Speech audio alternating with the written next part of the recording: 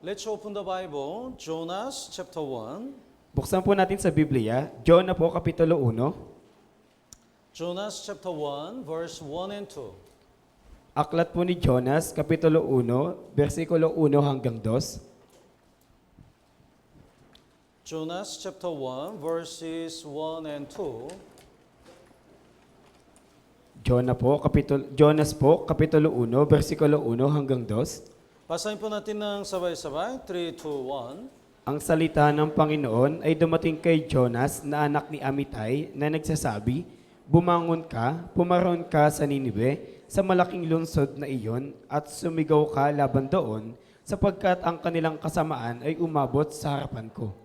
Nineveh is an enemy of Israel. Kaya yung lupain po ng Ninibe, ito po ay kaaway po ng bansang Israel. They are really evil and wicked. Kaya sila po ay talagang napakasama. But God wants even the enemies of Israel to get salvation. Pero yung Diyos po, nais niya rin po na maski yung mga kaaway ng mga Israelita ay maligtas. That's why God sent the Jonas to the Nineveh. Kaya nga po pinadala po ng Panginoon si Jonas sa Ninibe. But Jonah didn't want the Nineveh to be saved. Ngunit si Jonas po, ayaw niya po na may mga tao sa Ninibe ay maligtas. Because if they become the stronger, they're gonna conquer the Israel. Dahil kapag ang lupain ng Ninibe ay naging mas malakas, maaari po nilang sakupin yung lupain ng Israel. So instead of the Nineveh, the Jonah went to the Tarsis. Kaya imbes na pumunta po sa Ninibe, si Jonas po ay pumunta sa Tarsis. He disobeyed. Siya po ay hindi sumunod sa Diyos. That's why he was disciplined. Kaya nga po siya ay dinisiplina ng There Diyos. was a great storm in the sea, Dito po sa kalagitnaan ng dagat, nagkaroon po ng malaking unos. and because of Jonah, even the other people in the ship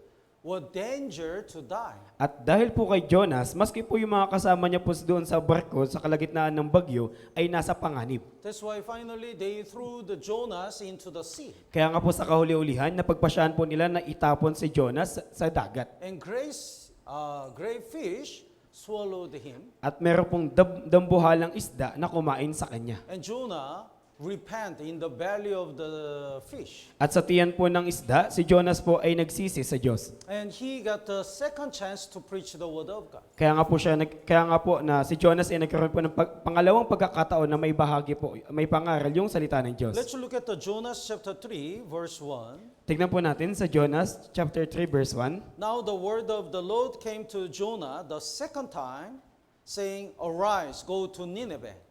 Ang salita ng Panginoon ay dumating kay Jonas ay kalawang pagkakataon na nagsasabi, bumangon ka, pumaroon ka sa Ninibe. When he repent, he get the second chance. Kaya nung nagsisi po siya, nagkaroon siya ng ikalawang pagkakataon. And God command the exactly same commandment, "Arise, go to Nineveh." At gayon din po, yung utos po ng Diyos ay pareho pong utos na sinabi sa kanya na bumangon ka at pumaroon ka sa Ninibe. And this time, the Jonah obeyed. At sa panahon po na ito, si Jonas ay sumunod. So he went to the Nineveh and preached the God's judgment. Kaya yung ginawa po ng Jonas ay pumunta po siya sa lupain ng Ninibe at ipinangaral niya po yung paghuhukom ng Diyos. Through his preaching, the Nineveh people repented and they were not judged. At sa pamagitan po ng pangangaral niya, yung mga tao sa lupain ng Ninibe ay nagsisi at hindi po sila nahatulan. So today, we're gonna learn the lessons through the book of Jonah. Kaya ngayon po, pag-aaralan po natin yung mga aral dito po sa aklat ni Jonas. The verse 2, chapter 1, verse 2, Chapter 1 po, verse 2. God commanded Jonah, "Arise, go to Nineveh." Kaya inutusan po ng Diyos si Jonas na bumangon ka, pumaroon ka sa Ninibe. And cry out against him, for their weakness has come up before me. At sumigaw ka laban doon sapagkat ang kanilang kasamaan ay umabot sa harapan ko. So God already know how much they are wicked. Kaya yung Diyos po, alam na po niya kung gaano po kasama yung mga taga Ninibe. And if the God's purpose is to judge them, God didn't need to send the Jonas. Kaya kung yung layunin ng Diyos ay hatulan lamang sila, di ba hindi naman po niya dapat pinadala si Jonas? God just waited and suddenly God could judge them. Kung sa katotohanan po, kaya lamang pong antayin ng Diyos yung mga taga Ninibe at hatulan lamang sila ng biglaan. But instead of the sudden judgment, God sent the Jonas because God wants the even Nineveh people to repent. Pero imbis na hatulan lamang po sila basta-basta, pinadala po ng Diyos si Jonas sa Ninibe dahil gusto po ng Diyos na sila ay magsisi. God desire everyone to get salvation. Ninanais po ng Diyos na lahat ng tao ay maligtas. Think about this. The one teacher wants to give the 100 score to all students. Isipin niyo po ito, may isang guro na gusto niya po na lahat ng mga estudyante niya ay maka 100 puntos sa exam. Then does he make the test really difficult or easy? Ngayon, ano yung ipapagawa niya po kayang task, madali po ba o mahirap? Yes. If he wants to give the 100 score, he probably make very easy. Di ba kung gusto niyo po na magkaroon sila ng 100 puntos, maaari gagawa siyang napakadaling gawain. God wants everyone to get salvation. Kaya yung Diyos, nais niya po na lahat ng tao ay maligtas. That's why God made the way of salvation very, very easy. Kaya nga po, ginawa ng Diyos yung paraan ng kaligtasan na napakadali lang. Jesus already redeemed all our sins. Tinubos na po ni Yesu Kristo lahat ng ating kasalanan And He took away our past, present, even the future sins. at kinuha niya po yung ating kasalanan noon, kasalanan ngayon at kasalanan natin sa hinaharap. We don't need to do anything. At wala na po tayong dapat anumang gawin pa. Only one thing we have to do is believing this. At yung pinaka dapat nating gawin doon ay sampalatayanan yun. It's very easy. Di ba po, napakadali? Because God wants everyone to go to heaven. Dahil nga po, gusto ng Diyos na lahat ay makapasok sa langit. So God wants even the Nineveh people to get salvation. Kaya yung Diyos po, nais niya rin po yung mga taga Ninive na maligtas. That's why God sent the Jonah Kaya nga to po, Nineveh. pinadala niya po si Jonas sa lupain ng Ninive. But Jonah disobeyed. Pero si Jonas po dito ay hindi po siya sumunod. Let's look at the chapter 1 verse 3. Sa chapter 1 po ng Jonas, verse 3, Basahin po natin ng sabay-sabay. 3, 2, 1. ngunit si Jonas ay bumangon upang tumakas patungo sa Tarsis mula sa harapan ng Panginoon. Siya'y lumusong sa Joppa at nakatagpo ng barkong patungo sa Tarsis. Nagbayad siya ng pamasahe at lumulan upang sumama sa kanila sa Tarsis papalayo sa harapan ng Panginoon. So Bible says Jonah went down to Joppa. Kaya nga po sinasabi ng Biblia na si Jonas ay lumusong sa Joppa. And then he went down to the ship. At siya po ay pumailalim pa sa kalagitnaan ng barko. In verse 5, he slept in the lowest part of the ship. Nasa versikulo 5 po na nabanggit po dito na siya po ay nakatulog sa pinaka loob ng bahagi ng barko. And when the other people threw him into the sea, he went down to the valley of the fish. At nang ihagis din po siya ng mga tao sa kalagitnaan po ng dagat, siya po ay pumailalim pa patungo po sa kalagitnaan ng tiyan ng isda. Going down and down and down. Pailalim po siya ng pailalim. It shows us that his spiritual condition is going down. Ito po ay tumutukoy sa kanyang espiritual na kondisyon na pababa ng pababa. His Christian life is going down. Gayon din po yung buhay kristyano niya ay pababa ng pababa. We have to remember, if we are not stay in our place, in the church, our Christian life is going down. Kaya dapat po nating maunawaan ito. Kapag hindi po tayo nanatili sa ating posisyon sa iglesia, yung ating buhay kristyano din po ay bababa ng bababa. And if we don't obey what we have to obey, our Christian life is going down. Gayon din po, kung hindi po natin susundin yung dapat nating sundin, yung ating buhay kristyano din po ay bababa ng bababa. Jonah departed from his place. Kaya si Jonas po, siya po'y umalis mula sa kanyang posisyon. Jonah disobeyed his mission. Gayon din po, hindi po sinunod ni Jonas yung kanyang misyon. That's why his faith is declining. Kaya yung pananampalataya po niya ay pababa ng pababa. So when we stayed in our place and when we do our best to complete our mission, our Christian life is going up and up. Sa kabaligtaran naman din po, kapag nanatili naman po tayo sa ating posisyon at isinagawa po natin yung ating misyon, yung ating pananampalataya at buhay kristyano naman ay pataas na ng pataas. On Wednesday, on Sunday, where is our place? Tuwing Wednesday at saka tuwing Linggo, nasaan po yung dapat nating posisyon? Where do we have to stay? Nasaan ba dapat tayo? We have to join the Wednesday sermon when we have a Wednesday sermon. Dapat po tayo makibahagi sa Wednesday sermon sa tuwing meron po tayong Wednesday sermon. We have to join the Sunday sermon when we have the Sunday sermon. At dapat din po tayo makibahagi ng Sunday sermon kapag meron tayong Sunday sermon. If we depart from our place, our Christian life is going down. Kung aalis tayo o lalayo tayo sa ating posisyon, yung ating buhay kristyano ay bababa. We have to read the Bible and pray. We have to evangelize people. Dapat tayo magbasa ng Biblia at manalangin at mag-evangelize ng mga tao. We have a ministry. Di ba meron din tayong ministeryo? But if we delayed and depart from that task, our Christian life is going down. Ngunit kung isasantabi natin ito at lalayo tayo doon sa task natin, yung ating buhay kristyano ay bababa. Why our heart is getting cold? Bakit ba nanlalamig yung ating puso? Why our Christian life is not growing up? Bakit hindi lumalago yung ating buhay Kristiyano? Because we depart from our place. Dahil lumalayo tayo sa dapat nating posisyon. Because we don't obey what we have to do. At hindi rin po natin sinusunod yung dapat nating gawin. Let's please bookmark here and let's look at the Luke chapter 24. Lagyan po natin dito ng tanda at tignan po natin sa Lucas Kapitulo 24. Luke chapter 24, verse 13. Lucas po, Kapitulo 24, versikulo 13. Verse 13 and 14, would you read? Verse 13 po, nang araw ding iyon, dalawa sa kanila ang patungo sa isang nayong tinatawag na Emmaus na may 6 na pong estadya ang layo sa Jerusalem. Verse 14, at pinag-uusapan nila ang tungkol sa lahat ng mga bagay na ito na nangyari. If you study the land of Israel,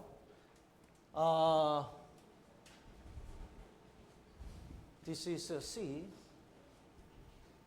and Jerusalem is the top of the mountain. Kaya kung pag-aaralan niyo po yung lupain ng Israel, ito po yung karagatan at yung Jerusalem po ay nasa tuktok ng bundok. Then Emmaus is in the lowest part. At yung lugar po ng Emmaus, ito naman po yung nasa mababang parte ng Jerusalem. So even though Jesus died, Jesus already prophesied he will resurrect it. Kaya bagaman po namatay si Jesucristo, di ba po pronopisiyan na po niya na siya ay mabubuhay muli. But disciples didn't wait in the Jerusalem. Pero yung mga alagad po niya ay hindi po nakapag-antay sa Jerusalem. So they are going down to Emmaus. Kaya sila po ay bumaba patungo sa Emmaus. When they look at the situation, they are so discouraged and became hopeless. Kaya nung nakita po nila yung sitwasyon, sila talaga ay nanghina, ganun din po nanlumo. That's why their faith is going down. Kaya yung kanilang pananampalataya ay pababa. At the time, Jesus met them. Kaya sa oras po na yun, binisita po sila ni Jesus. Jesus appeared among them and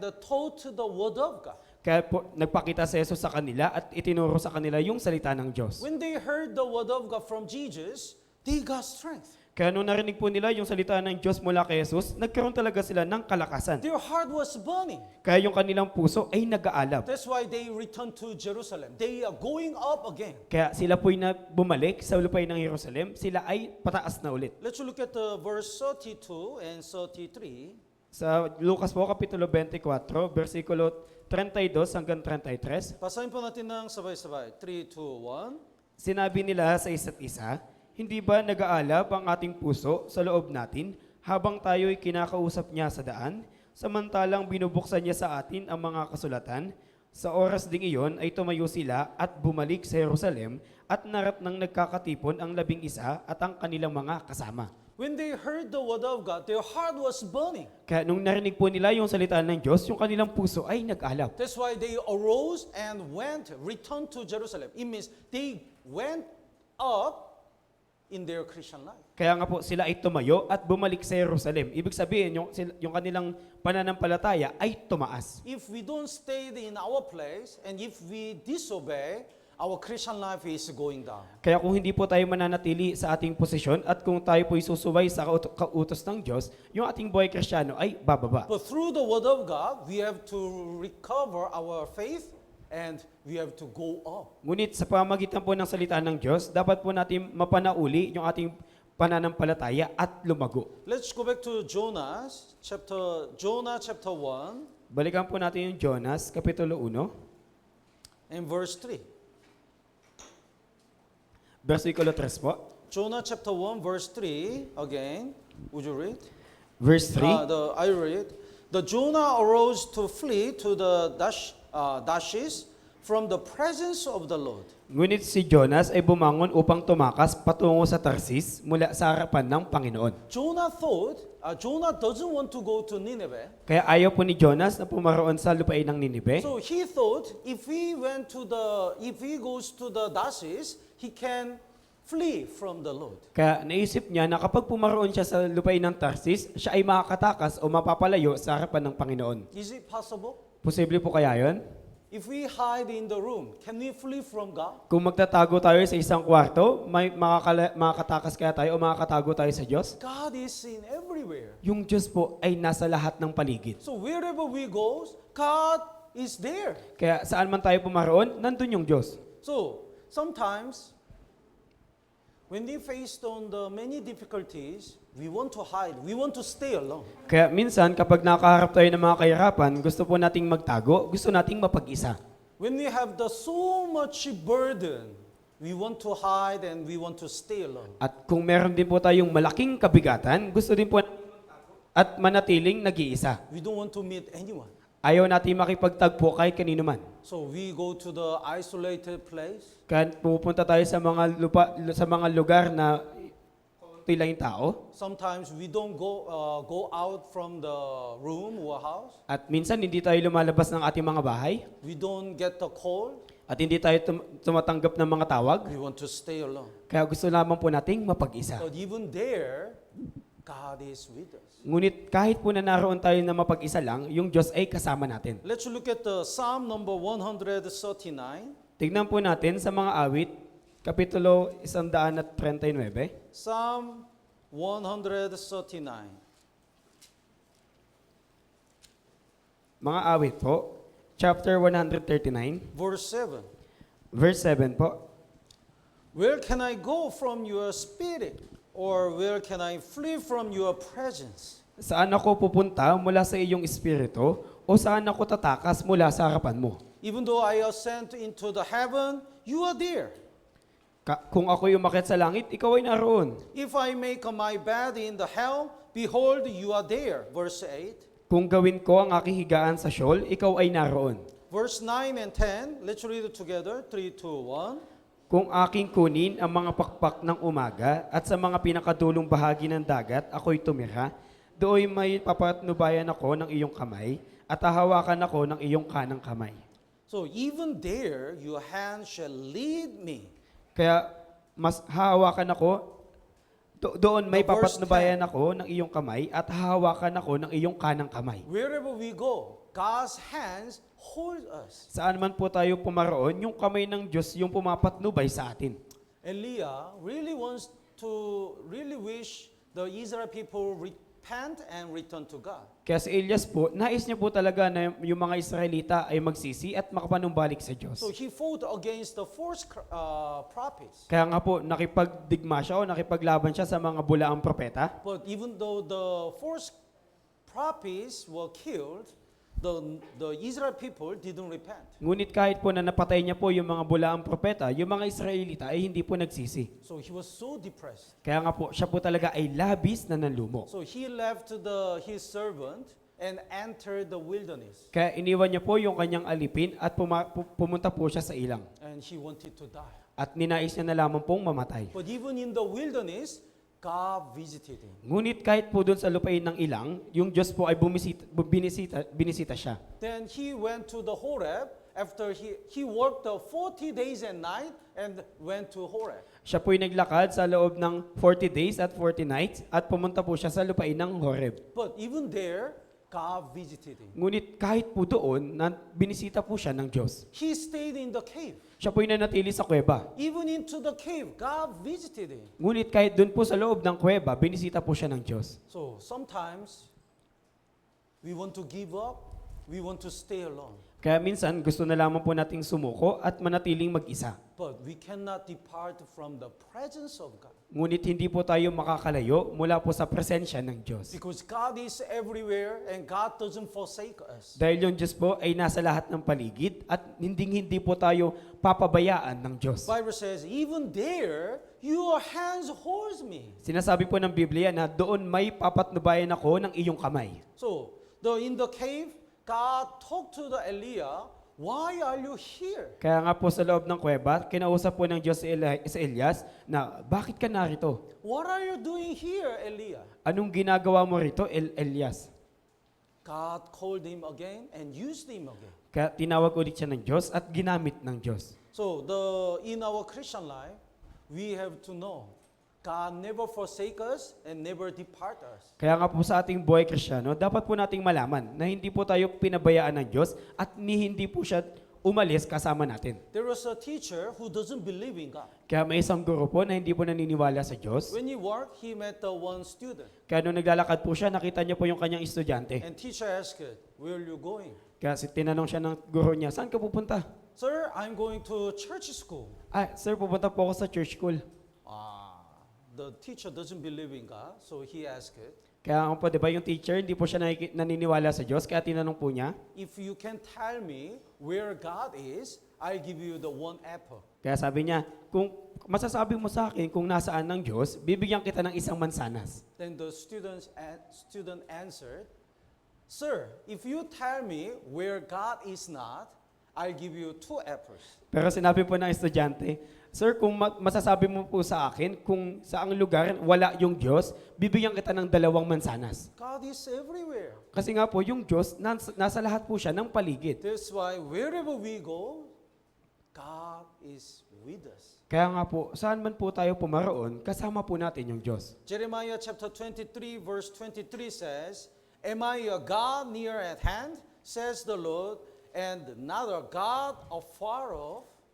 Kaya sinabi po ng Diyos sa Jeremias, Kapitulo 23, versikulo 23, umiksi na ba ang kamay ng Panginoon? The chapter 23 verse 23. Jeremias po, Kapitulo 23, versikulo 23, Ako ba'y Diyos lamang sa malapit at hindi sa malayo, sabi ng Panginoon? So, we have to know, wherever we go, God is with us and never forsake us. Kaya dapat po nating malaman at alalahanin na kahit saan man po tayo pumaroon, yung Diyos ay kasama natin at hindi po niya tayo pinababayaan. Let's go back to Jonah chapter 1 verse 3. Balikan po natin yung Jonas. And here is one of the important lessons. Kaya narito po sa Jonas chapter 1 verse 3, yung napaka-importanting aral. Jonah didn't want to obey God. Kaya di ba ayaw pong sumunod ni Jonas sa Diyos? So he went down to Joppa. Kaya siya po ay pumunta pababa patungo sa Joppa. In verse 3, the Bible says, he went down to Joppa and found the ship going to Tarshish. Siya'y lumusong sa Joppa at nakatagpo ng barkong patungo sa Tarsis. The ship was ready to go. Kaya yung barko po ay handa na pong umalis. So all the process is very proceeding smoothly. Kaya lahat po ng proseso papalayo sa Diyos ay nangyayari ng banayad. Then can we say this is will of God? Ngayon, masasabi ba natin na kalooban to ng Diyos? Everything is very smooth and everything is ready. Lahat ng bagay ay banayad at lahat ay naihanda na. Then can we say this is will of God? Ngayon, masasabi ba natin na ito yung kalooban ng Diyos? No. Hindi po. We can distinguish whether it is will of God or not depending on the proceeding smoothly. Atin pong malalaman kung kalooban ba ito ng Diyos o hindi po yun nakadepende kung ito ba ay banayad yung takbo o yung proseso o hindi. Sometimes we think, if that is God's will, I can go to abroad. Minsan iniisip natin na, kung kalooban to ng Diyos, makakapunta ako ng abroad. If it's not the will of God, God will not allow me to go to abroad. At kung hindi naman to kalooban ng Diyos, hindi naman ako papahintulutan ng Diyos makapunta ng abroad. Is that right? Tama ba yon? It's very, very dangerous the thinking. Yun po, yung ganyang kaisang po ay napakapanganib. For example, if that is the will of God, God will not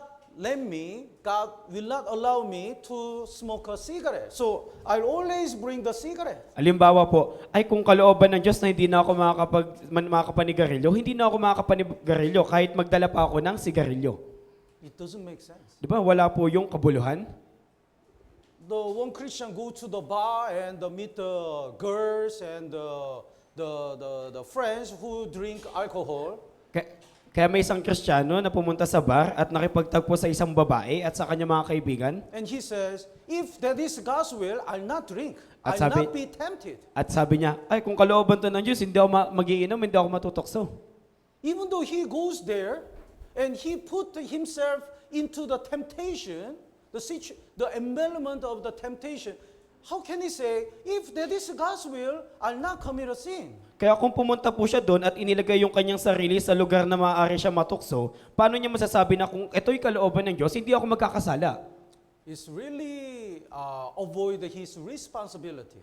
yung ginawa po niya ay talagang isinantabi po niya yung kanyang dapat na responsibilidad. We have to distinguish whether it is the will of God or not based on the Bible, not based on the proceeding the smoothly or not. Dapat po nating alamin kung ito ba talaga yung kalooban ng Diyos o hindi, ayon po sa Biblia, hindi po ayon sa proseso kung ito man banayad o hindi. Even though that is the will of God, sometimes we face on the many difficulties. Di ba, bagaman ito'y kalooban ng Diyos, minsan nakakaharap tayo ng maraming kahirapan.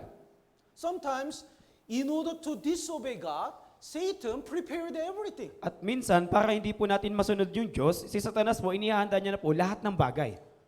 The ship to the Tarsus already ready. Kaya ito pong barkong patungo sa Tarsis, nakahanda na. But that was not will of God. Pero hindi ito yung kalooban ng Diyos. Sometimes we decide to go to abroad. Minsan, nagpapasya tayo na pumunta ng abroad. Is there a church? Meron ba dong church? Is there a true church and the true gospel? Nandun ba yung totoong iglesia, totoong ebanghelyo? Then how can we say, if that is will of God, I can go. If it's not, I'll not go. Ngayon, paano natin masasabi na kung yun ay kalooban ng Diyos, pupunta ako. At kung hindi ako pupunta. We cannot say that. Hindi po dapat natin sabihin yung bagay na yun. If there is no true church, no gospel, how can we live according to the will of God? Kung wala po doon yung totoong iglesia at totoong ebanghelyo, paano tayo makakapamuhay ayon sa kalooban ng Diyos? It's very clear that is not the will of God. Kaya napakalinaw po na hindi po ito yung kalooban ng Diyos. Even though we are poor, we have to stay in the church. Kaya bagaman tayo mahirap, dapat tayong manatili sa church. Even though we have difficulties, we have to stay in the church. Bagaman marami tayong kahirapan, dapat tayo manatili sa church. Departing from the church and fellowship is not the will of God. Yung pag-alis po sa church at sa mga fellowship ay hindi po kalooban ng Diyos. It's very clear based on the Bible, not based on how the works proceed smoothly or not. Kaya malinaw po to ayon po sa kalooban ng Diyos na nasa Biblia at hindi po ayon sa banayad na proseso. Naintindihan po? Then let's go look at Jonah chapter 1 verse 4. Balikan po natin yung Jonah, Kapitulo 1, versikulo 4. So finally Jonah disobeyed. Kaya sa kauli-ulian po, sumuway na po si Jonas. That's why God disciplined him. Kaya nga po, dinisiplina siya ng Diyos. God already gave him the chance. Ibinigay na po ng Diyos sa kanya yung pagkakataon. But he just insists to disobey. Ngunit pinilit niya pa rin pong hindi sumunod. So verse 4, let's read it together. 3, 2, 1. Ngunit ang Panginoon ay naghagis ng malakas na hangin sa dagat at nagkaroon ng malakas na unos sa dagat, ano pat ang barko ay nagbantang mawasak. So God brought the great wind on the sea. Kaya nagpadala po yung Diyos ng malakas na hangin sa dagat. In that ship, we have to remember there are other people, other innocent people. Kaya sa barko po na yun, dapat po nating maalala, naroon po yung mga ibang inosenteng tao. But because of Jonah, they also faced on the danger. Ngunit dahil po kay Jonas, sila po ay nakaharap sa panganib. That's why they blame Jonah. Kaya kanila pong sinisi si Jonas. What did you do? Ano ba yung ginawa mo? Why are you doing like this? Bakit ba ganito yung ginagawa mo? Because of you, we are about to die. Dahil sa iyo, mapapahamak kami.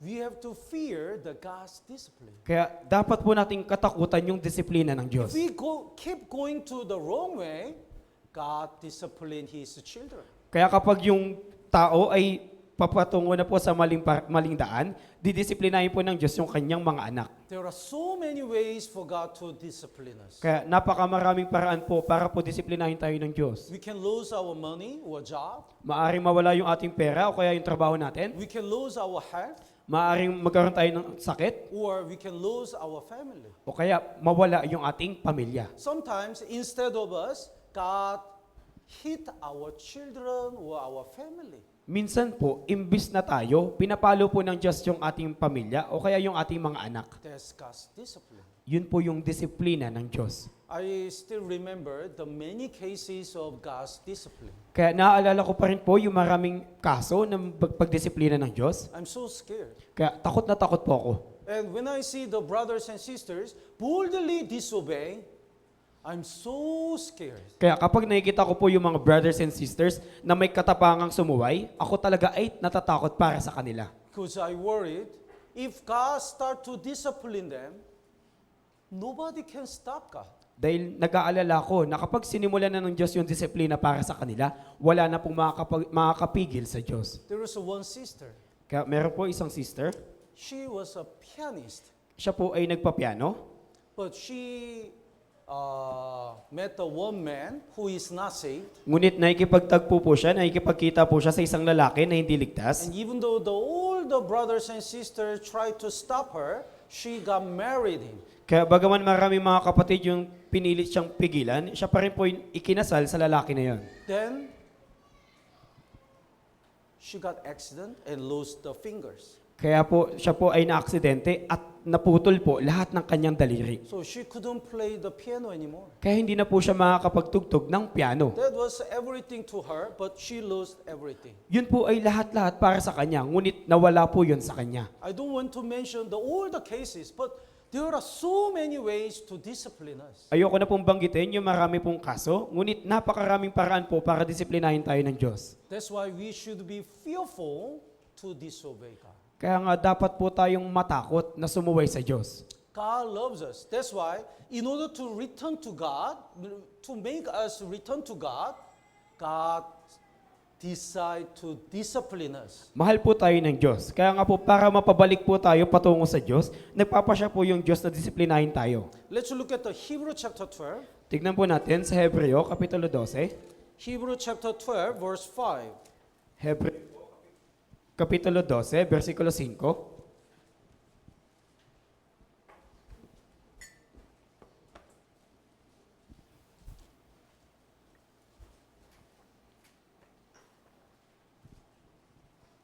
Basahin po natin ng sabay-sabay. 3, 2, 1. At nakalimutan na ninyo ang pangaral na sinasabi niya sa inyo bilang mga anak. Anak ko, huwag mong ipagwalang bahala ang disiplina ng Panginoon. Huwag kang manlupaypay kung ikaw ay sinasaway niya. My son. So, discipline is only for the children of God. Kaya anak ko, yung disiplina po ay para lamang po sa mga anak ng Diyos. I don't discipline other children, other kids, Kaya hindi ko po dinidisiplina yung ibang bata because they are not my child. dahil hindi ko naman sila anak. I only discipline my son. Yung dinidisiplina ko lang ay yung anak ko. So God doesn't need to discipline unsaved people Kaya hindi na po kailangan ng Diyos na disiplinahin yung mga hindi ligtas na tao. because anyway they are supposed to go to hell. Dahil gayon pa may, sila naman ay tutungo sa impyerno. If they don't get salvation, God cannot correct them. Kung hindi na po sila maliligtas, hindi na po sila maitatama ng Diyos. But to save the people, even through the discipline, God wants to correct us. Ngunit para po sa mga ligtas na tao, maski po sa disiplina, gusto po tayong itama ng Diyos. The Bible says, "My son, do not despise the chastening of the Lord." Sinasabi po ng Biblia na, anak ko, huwag mong ipagwalang bahala ang disiplina ng Panginoon. I don't care God's discipline. Wala akong pakialam sa disiplina ng Diyos. Maybe I just lost the 1,000, 2,000. Maaari 1,000 o 2,000 lang naman yung mawawala. The Bible says, "Do not despise His chastening." Sinasabi po ng Biblia na huwag mong ipagwalang bahala ang disiplina ng Panginoon. Because if you look at the Hosea chapter 5, the God disciplined the Israel from the very small things to the big things. Dahil kung titignan niyo po sa Hosea Kapitulo 5, dinisiplina po ng Diyos yung mga Israelita mula po sa maliit na bagay patungo sa malaking bagay. So God says, I'll discipline him like a moth. Kaya po sinabi ng Diyos na dinisiplina ko sila gaya ng moth, Moth. M-O-T-H. gaya ng gamo-gamo. Gamo-gamo. Gamo-gamo. Let's look at the Hosea. Tignan po natin sa Hosea.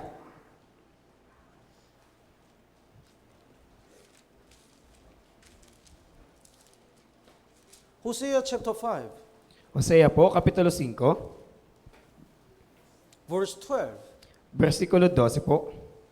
Therefore I'll be to the Ephraim like a moth. Kaya't ako'y parang bukbok sa Ephraim. Huh? Bukbok. Bukbok. Do you know bukbok? Alam niyo po ba yung bukbok? Bukbok.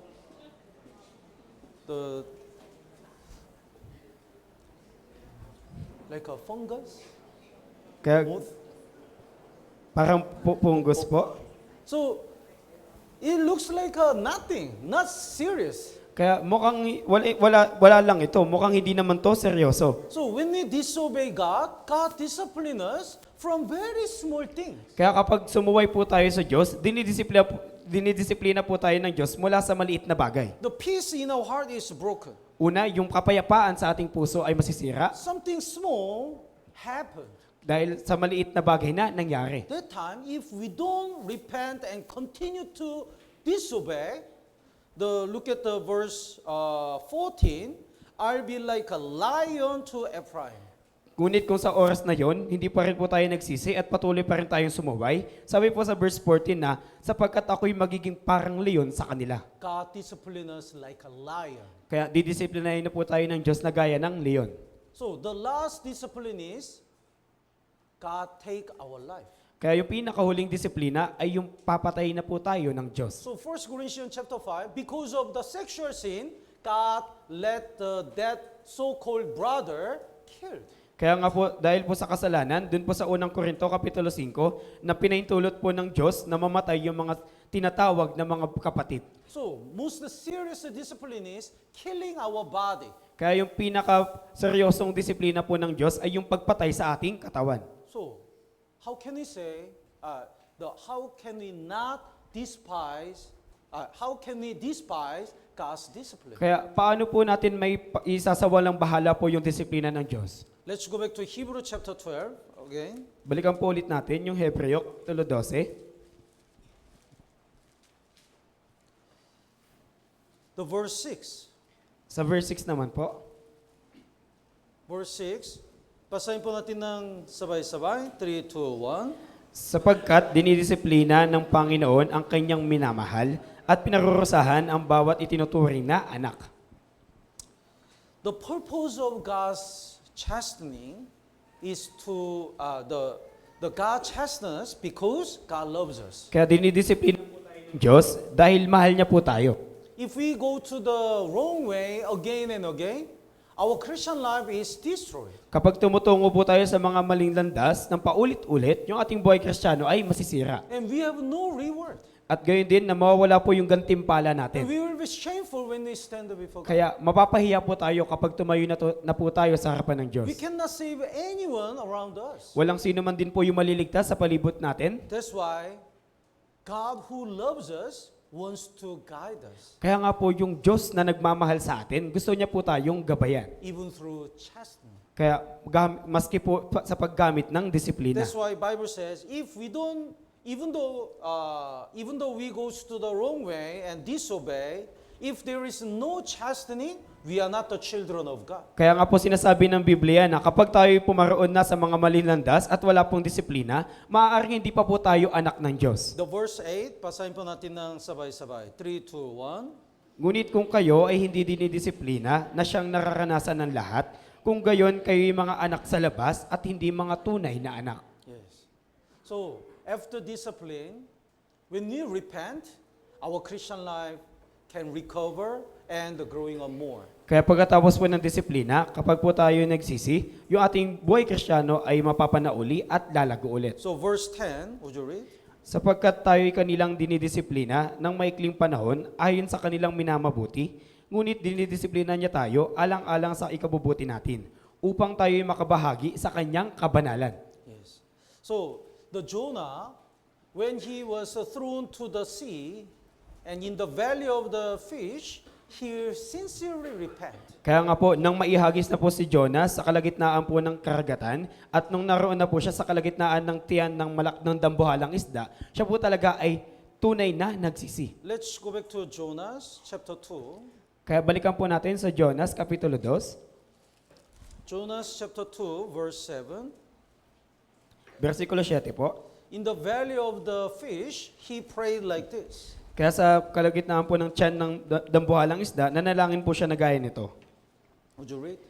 Nang ang aking buhay ay nanlulupaypay, naaalala ko ang Panginoon, at ang aking dalangin ay umabot sa loob ng iyong banal na templo.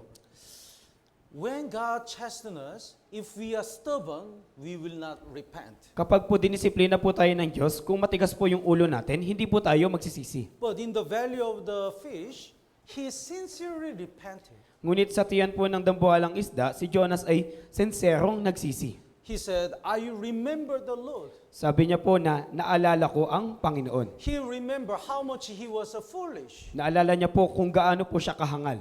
He remembered how much God loves him. Naalala niya rin po kung gaano po siya minamahal ng Diyos. That's why he sincerely repent and asked to give him the second chance. Kaya nga po, sincero po siya nagsisi at humingi po ng ikalawang pagkakataon. Like this, if we have a discipline, we have to repent with all our heart. Gaya po nito, kung tayo po ay nasa kalagitnaan ng disiplina, dapat din po tayong magsisi ng buong puso.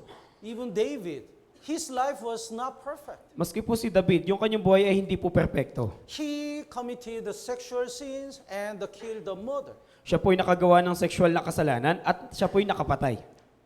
But when God rebuked him, he sincerely repented. Ngunit nang sabay na po siya ng Diyos, talaga pong sincero po siyang nagsisi. He even say, my tears lift up my bed. Sinabi niya rin po niya na pinaihiga ng aking luha ang aking mga higaan. That much he cried a lot. Kaya ganun na lamang po siya, umiyak ng umiyak. That's why God used him again. Kaya nga po, ginamit pong muli siya ng Diyos. What about the Apostle Peter? Paano naman po kaya si Apostol Pablo? He denied Jesus 3 times. Apostol Pedro po, kanya pong itinatwa yung Panginoong Jesucristo ng 3 ulit. But he sincerely repent. Ngunit sincero din po siyang nagsisi. That's why he was used by God again. Kaya nga po, ginamit pong ulit siya ng Diyos. So, even though we make making the mistake, even if we make a mistake, the Peter became a great apostle. Kaya po si Pedro po, naging tanyag po siya at dakilang apostol. Not because he doesn't make any mistake, but because he sincerely repent after mistake. Hindi po dahil, siya po naging dakilang apostol, hindi po dahil sa hindi siya nagkakamali, kundi dahil siya po talaga ay sinserong nagsisisi pagkatapos niyang magkamali. So Jonah made the mistake, disobeyed, but he sincerely repent. Kaya si Jonas po, nakagawa po siya ng pagkakamali. Siya po ay sumuway. Kaya nga po, yung ginawa niya, siya ay sinserong nagsisi. That's why he got the second chance. Kaya nagkaroon po siya ng pangalawang pagkakataon. Let's look at chapter 3, verse 1. Tignan po natin sa chapter 3 verse 1 ng aklat ni Jonas. The book of Jonah, chapter 3, verse 1. Basahin po natin ng sabay-sabay. 3, 2, 1. Ang salita ng Panginoon ay dumating kay Jonas sa ikalawang pagkakataon na nagsasabi, The second time. ikalawang pagkakataon. Ikalawa.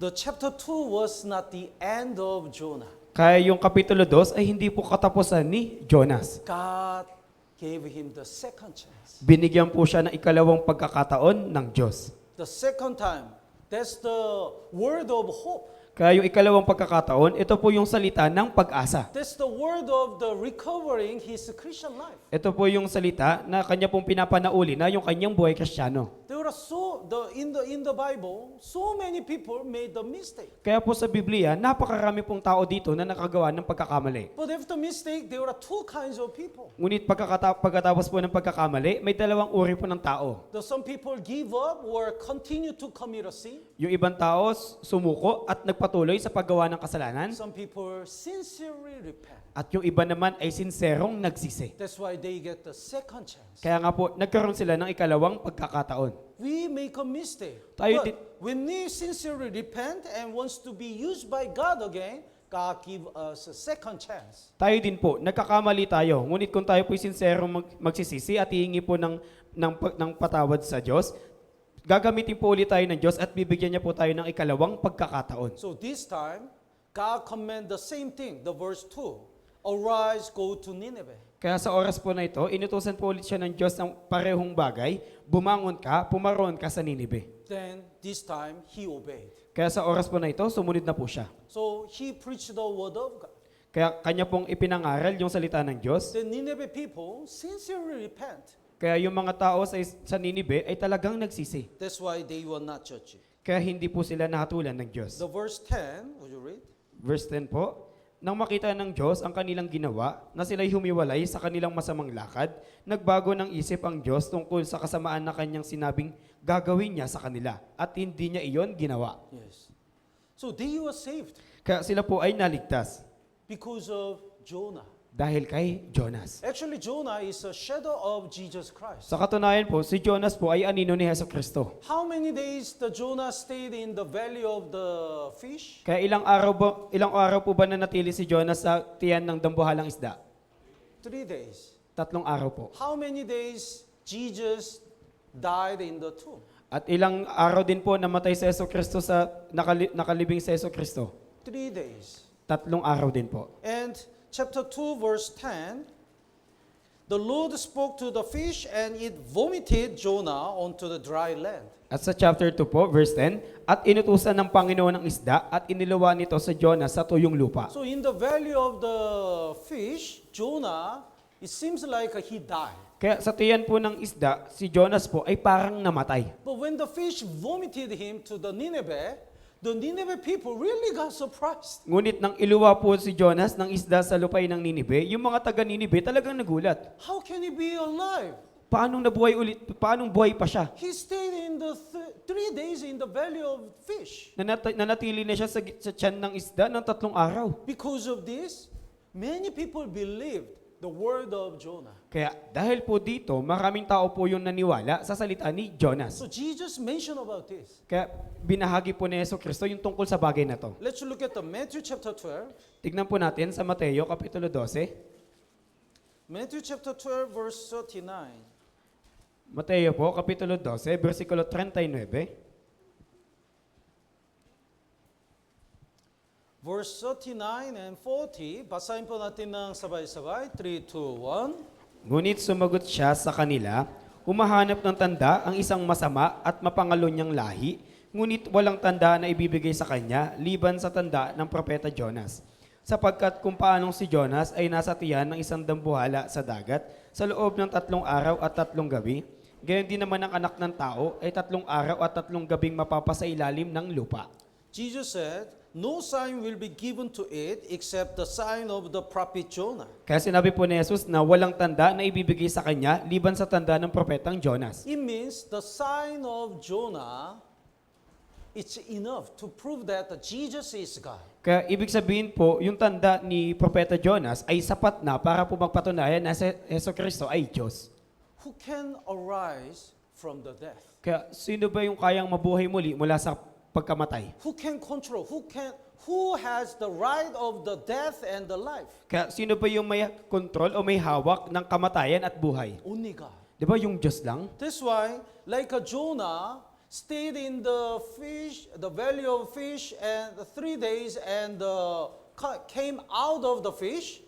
Like this, Jesus died for 3 days and will be resurrected. Kaya nga po, gaya ni Jonas, nananatili po siya sa tiyan ng isda ng 3 araw at iniluha po siya ng isda. Gayon din po si Hesukristo na siya po'y mamamatay sa loob ng 3 araw at mabubuhay muli. This resurrection is enough to prove that Jesus is God. Kaya yung pagkabuhay muli ay sapat na para patunayan na si Hesukristo ay Diyos. And through this resurrection, many people can believe in Jesus. Kaya at sa pamagitan din po ng itong pagkabuhay na muli, maraming tao po yung maaaring maniwala kay Hesukristo. If Jesus was not resurrected, how can we believe Jesus died for our sins? Kaya kung hindi po nabuhay muli si Hesukristo, paano tayo maniniwala na namatay siya para sa ating mga kasalanan? How can we believe Jesus is God? Paano tayo maniniwala na si Jesus ay Diyos? So, through this resurrection, He proved that He's God and He died not for His own sin, but for our sins. Kaya patunay lamang po ng pagkabuhay na muli na si Hesukristo ay Diyos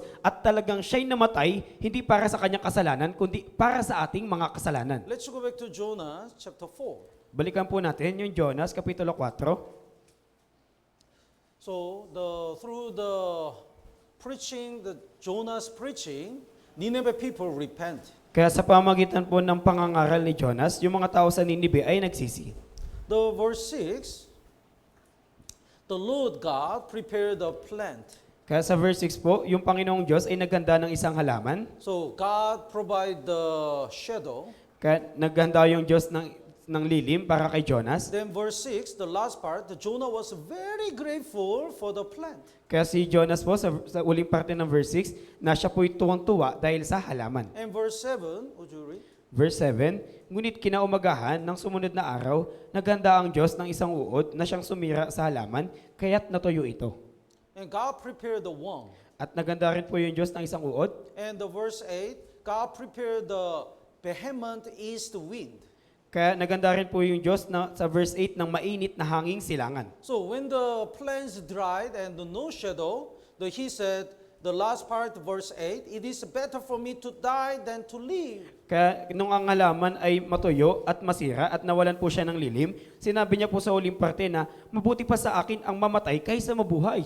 He's very childish. Kaya napakaisip bata po niya.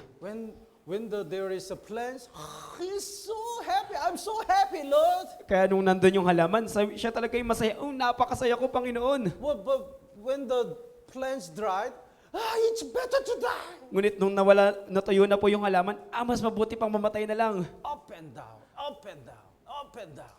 Kaya paangat siya at pababa, paangat I'm at pababa. happy.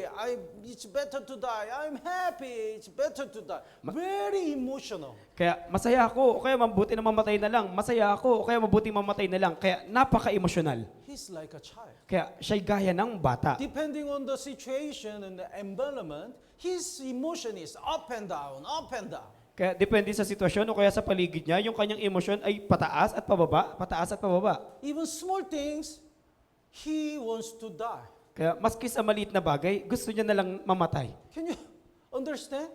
When you lose the plants, do you want to die? Naintindihan niyo ba to? Kayo ba, pag nawalan kayo ng halaman, magpapakamatay kayo? My flower died. I'm gonna die. Ay, yung bulaklak ko namatay, mamamatay na ako. I lost the 1 peso. I want to die. Wala yung piso ko, ay, gusto ko na mamatay. It's like a child. Kaya, gaya ng bata. Sometimes we are like this. Minsan, ganito tayo. When you lose a job, Lord, I want to die. Kapag nawalan tayo ng trabaho, Panginoon, gusto ko na lang mamatay. When you get a not good score, Lord, I want to die. Kapag hindi maganda yung grado natin, Panginoon, gusto ko na lang mamatay. When we failed our presentation, I want to die. Kapag palpak yung presentasyon natin, gusto ko na lang mamatay. Is it right to say, I want to die as a Christian? Kaya tama ba na banggitin ng mga Kristiyano na gusto ko na lang mamatay? It's not right. Hindi po yung tama. Please don't say, I want to die, it's better to die. Don't say that. Kaya pakiusap po, wag niyo pong sasabihin na gusto ko na mamatay, mas mabuti na lang mamatay na. Why did Jesus die for our sins? Bakit ba namatay si Yesu Cristo para sa ating mga kasalanan? Why God give us the remaining time in our life? Bakit pinahintulutan tayo ng Diyos na mabuhay pa sa ating buhay? Because God wants us to use this time and everything so preciously to glorify God. Dahil gusto po ng Diyos na gamitin po natin yung natitirang oras natin ng napakahalaga para po luwalhatiin yung Diyos. But if we used to say, I want to die, it's better to die because of a very small things, God will be so sad. Ngunit kung palagi niyong sasabihin na gusto ko na lang mamatay, mas mabuti na lang mamatay na dahil sa maliit na bagay, na magiging malungkot po yung Diyos. God will say, the time or the life I gave you is not that much worthy. Maaaring sabihin sa atin ng Diyos na yung oras o kaya yung buhay na binigay ko sa iyo, hindi ba yan sapat? I died for you to live forever, and I give you the time and everything to live for me even in this world. Kaya namatay ako para mabuhay ka magpasawalang hanggan at makasama ko at ibinibigay ko sa iyo lahat ng kailangan mo para maski sa buhay po na ito at lahat-lahat ng bagay ay ibinigay ko sa iyo. It's not precious to you, so you said you want to die or it's better to die? Kaya hindi ba yun mahalaga sa iyo? Kaya sasabihin mo na mas mabuti na lang mamatay o gusto mo na lang mamatay? We must not say that kind of word as a Christian. Kaya wag po dapat nating sabihin yung bagay na yon bilang Kristiyano. Tama po ba? Yes, God will be so sad. Dahil malulungkot po talaga yung Diyos. What's the difference between the adult, matured adult, and the childish person, the kid? Kaya ano ba yung pinagkaiba ng mga mature na matatanda at ng mga bata? When we are so young, even small things, we cannot control our emotion. Nung bata pa tayo, maski po may maliit na bagay, hindi na natin makontrol yung ating emosyon. So I still remember the sorry. My son, when he was a baby, he was eating ice cream. Kaya naalala ko pa rin po yung anak ko, nung bata pa siya, kumakain siya ng ice cream. So I want to play with him. Kaya gusto ko makipaglaro sa kanya. So I asked him just one bite. Kaya sabi ko sa kanya, isang kagat lang. Then he said, okay, one bite. Kaya sabi niya, o sige, isang kagat lang. Then I eat almost all. Kaya kinagat ko halos lahat. Then when you lose almost all the ice cream, you cry. Ah! Kaya nung nawala na po halos lahat ng ice cream niya, umiyak siya. Ah! Because of ice cream, he cried. Dahil sa ice cream, umiyak siya. Sometimes we are like this. Minsan, gaya tayo nito. But when our faith growing up, even the small things, even big things, we don't cry. Ngunit kapag yung pananampalataya natin o yung buhay Kristiyano ay tumaas na o lumago na, maski yung maliit na bagay o maski yung malaking bagay ay hindi na tayo baliwala na sa atin. We really trust in God and we believe there must be God's plan. Labis na tayo nagtitiwala sa Diyos at naniniwala na tayo na merong kalooban yung Diyos. And even though we lose these things, we have a more precious thing. Ganun din po na bagaman mawala na lahat ng bagay para sa atin, meron pa rin po tayong mahalagang bagay. Even though we lose everything, we still have a salvation. Di ba kahit mawala sa atin lahat, meron pa rin tayong kaligtasan? Still God is with us. Yung Diyos, ganun din po na yung Diyos kasama natin. Even though our business is going down, we have many financial problems and the sickness, we already get salvation. Maski yung business natin ay nalugi, o kaya meron tayong problema sa salapi, o kaya meron tayong sakit, meron pa rin tayong kaligtasan. Bonus, Alam mo yung bonus? the 13 months allowance, Yung 13-month pay? payment, 13-month pay, that's the extra money, right? Di ba yun po yung extra na kinikita natin? We don't work, but we receive 1 month the extra salary, Di ba right? hindi tayo nagtrabaho, pero makakatanggap tayo ng isang buwan na nakita. Bonus. Bonus po. You know the word bonus? Okay, bonus. Since we get salvation, our life is bonus. Kaya nga po, simula nung naligtas po tayo, yung buhay natin ay bonus na. Even though we don't live anymore, we are already blessed. Di ba kahit hindi na tayo mabuhay na kailanman, pinagpala na tayo. But as a bonus, as a 13 months pay, God give us the chance to live for God until we stand before God. Ngunit bilang bonus o parang 13-month pay, pinahintulot po ng Diyos na mabuhay po tayo dito bago tayo humarap sa harapan ng Diyos. That's why we cannot complain even though we lose everything. Kaya nga po, dapat wag tayo magreklamo kahit po mawala lahat sa atin. When you look at the Bible, the verse 6, here is we can see the many things that God prepared. Kaya nga po kung titignan po natin sa aklat ng Jonas, chapter 4, verse 6, may kita natin na inihanda na po ng Diyos lahat. God prepared the big fish. Inihanda po ng Diyos yung dambuhalang isda. When you look at the Genesis, when God created the whole world, especially God mentioned He created the great creatures in the sea. Kaya kung titignan niyo po sa Genesis, sa paglikha po, nang likhain po ng Diyos yung buong mundo, kanya pong binanggit na kanya pong nilikha din po yung dambuhalang isda sa dagat. So God already prepared the great fish for Jonah. Kaya inihanda na po ng Diyos yung dambuhalang isda para kay Jonas. And God prepared the great storm to discipline Jonah. Ganun din po, inihanda po ng Diyos yung sakuna para disiplinahin si Jonas. And the verse 6, the Lord God prepared the plant. At sa verse 6 po, yung Panginoong Diyos ay naganda ng isang halaman. Verse 7, God prepared a worm. At sa verse 7, inihanda ng Diyos yung uod. And verse 8, God prepared the behemoth is. At sa verse 8 po, inihanda ng Diyos yung mainit na hanging silangan. Why did God prepare so many things? Ngayon, bakit kaya inihanda ng Diyos yung maraming bagay? In order to teach Jonah. Para po turuan si Jonas.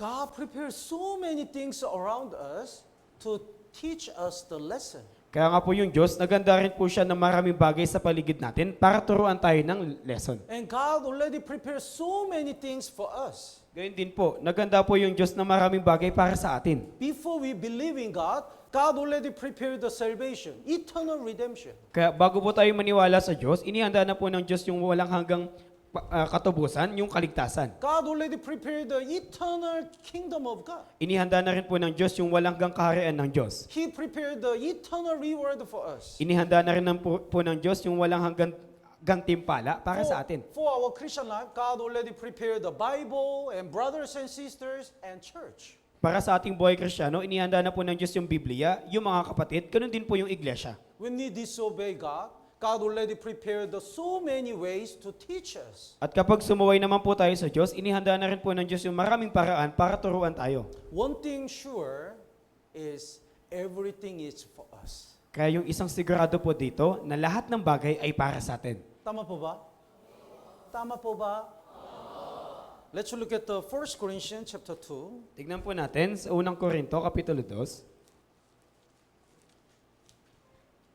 1 Corinthians chapter 2 verse 9. Unang Korinto po, Kapitulo 2, versikulo 9.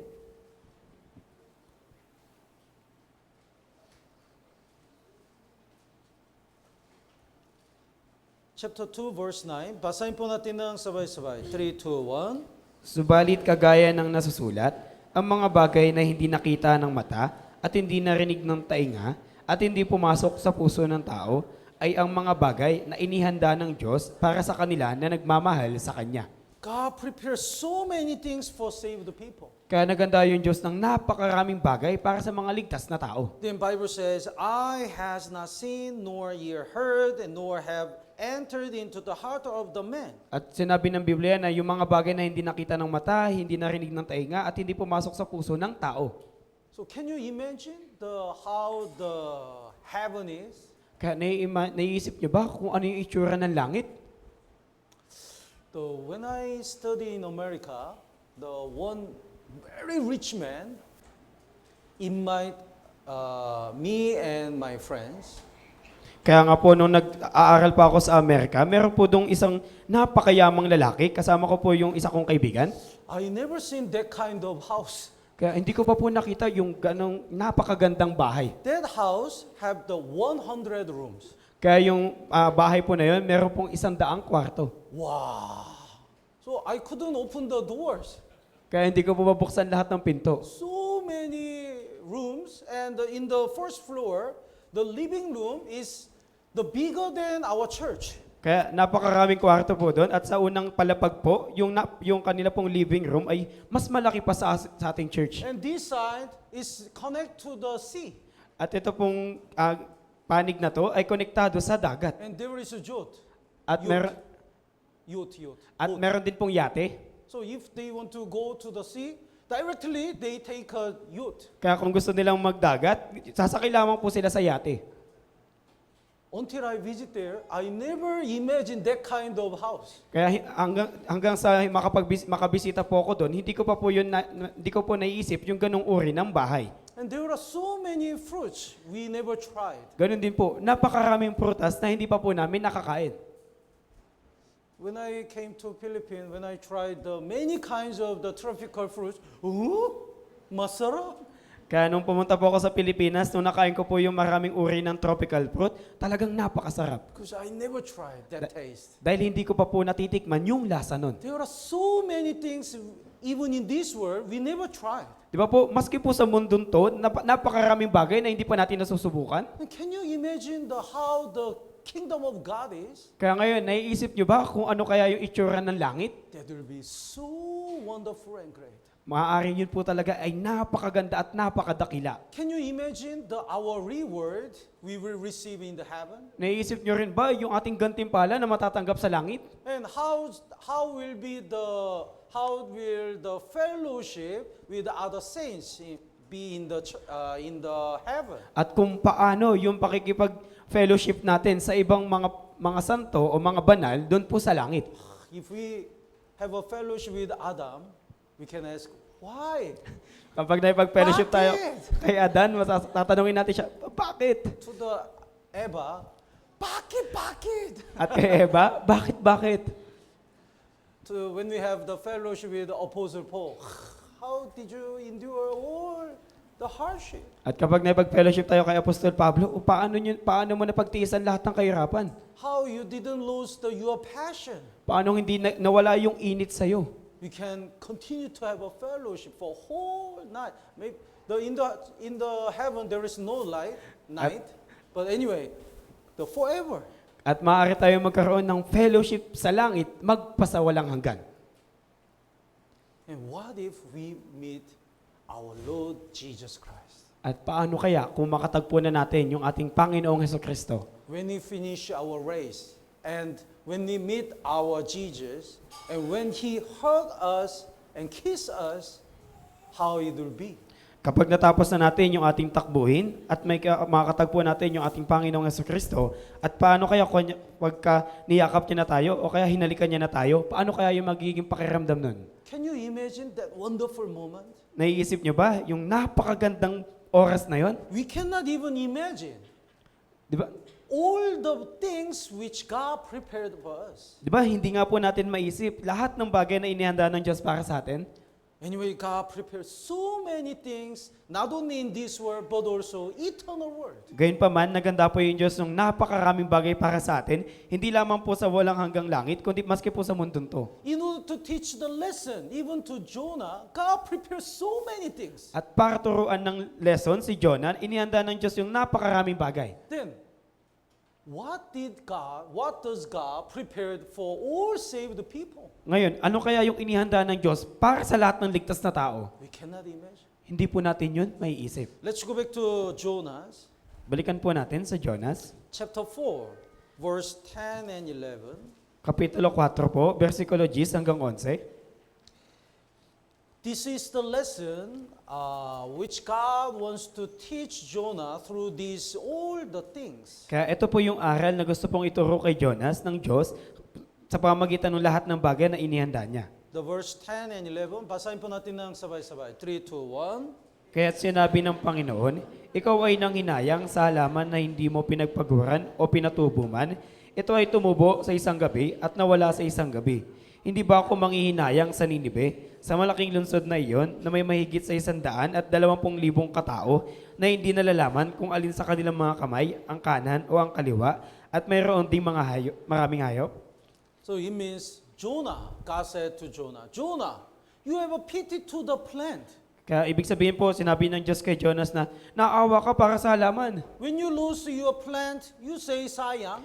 Nung nawala yung halaman, nanghihinayang ka. Then when you lose all the losers in Nineveh, why you don't say sayang and why you don't feel any pity? Ngunit nung nalaman mong mawawala lahat ng tao na nasa Ninibe, bakit hindi ka nanghinayang at bakit hindi ka naawa? We also have to learn this lesson. At dapat din po nating matutunan yung ganitong aral. When we lose the money, we say sayang. Kapag nawalan tayo ng pera, sabi natin sayang. But what about losers? Ngunit paano naman kaya yung mga ligaw na kaluluwa? If we don't feel any compassion to the losers and the unsaved family,